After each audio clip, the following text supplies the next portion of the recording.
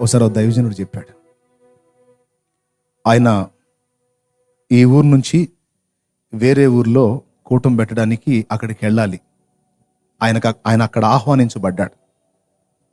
కానీ అప్పట్లో కాలినడకలే, ఎడ్ల బళ్ళు.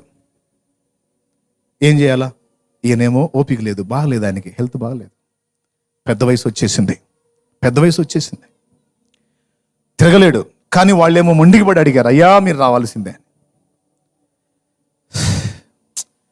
నేను ఇక రిటైర్ అవుదాం అనుకుంటే, ఇక ప్రకటించడం మానేద్దాం అనుకుంటే వీళ్ళేంటి అని మోకాళ్ళుని ప్రార్థన చేశాడంటే ఏమన్నా తెలుసా?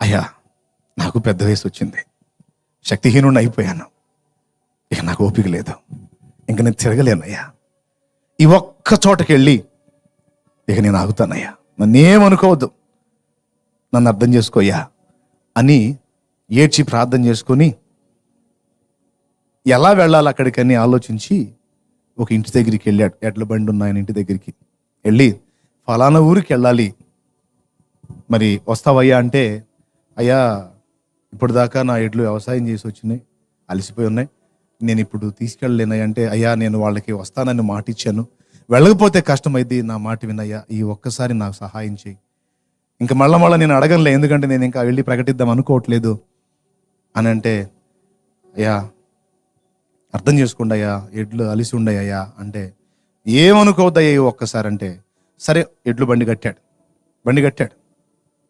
కట్టి తోలుతా ఉన్నాడు. ఈయన బండిలో కూర్చున్నాడు, బండి ముందుకెళ్తా ఉంది.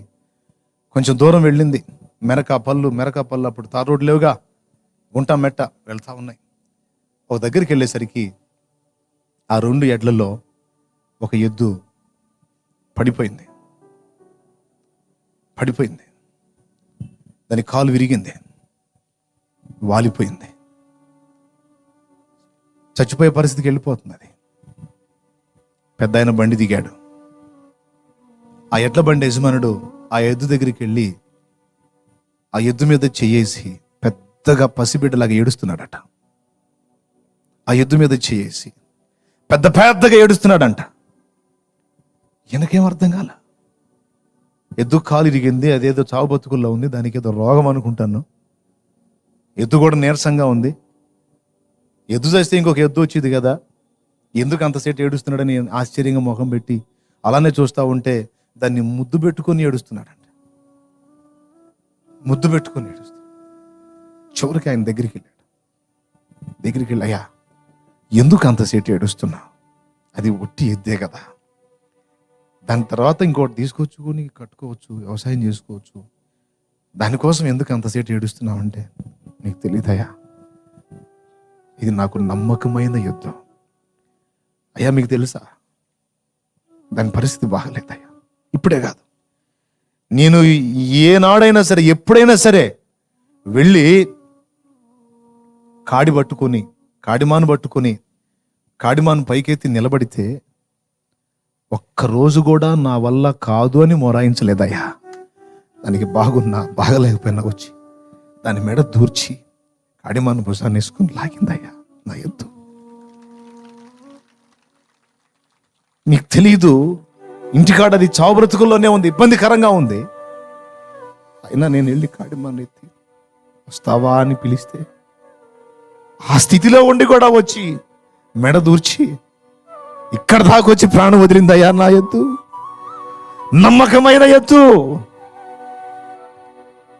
చివరి శ్వాస వరకు అంకితమై నా సంతోషాన్ని వెతుకుతూ అందులోనే తన ప్రాణం పెట్టిన ఎద్దయ్యా ఇది.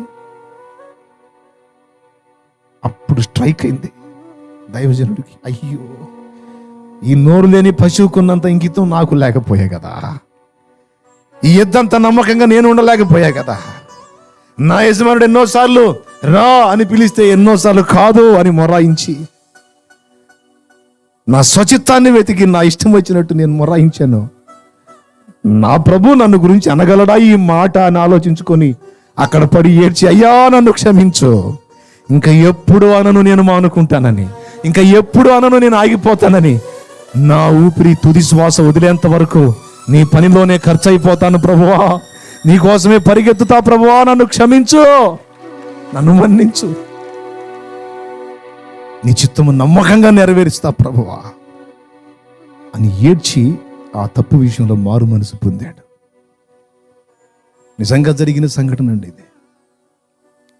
ప్రియులారా, దేవుడిచ్చిన అవకాశం పోగొట్టుకోకుండా నమ్మకంగా కష్టపడాలి. సేవకుడైన విశ్వాసం ఏసైనా నమ్ముకున్నానంటే నమ్ముకున్నాను కాదు, ఆయన కొరకు వ్యవసాయం చేసే ఎద్దు వల్ల అంకితమై దేవుని కాడి కింద మనం పనిచేయాలి. ప్రయాసపడి భారం మోయిచున్న సమస్త జనులారా నా యొద్దకు రండి, నేను మీకు విశ్రాంతిని కలుగజేతును అని ఏమన్నాడు? నేను సాత్వికుడను, దీన మనసు గలవాడును, నా కాడిని ఎత్తుకుని నా యొద్ద నేర్చుకొనుడి, అప్పుడు నీ ప్రాణములకు విశ్రాంతి దొరుకుతుందన్నాడు. కాడిని ఎత్తుకోమన్నాడా లేదా? మరి కాడు వదిలేస్తానంటారేంటి? అసలు కాడు ఎత్తుకోకుండా తిరుగుతారేంటి? మారు మనసు పొందాలి, సరి చేసుకోవాలి.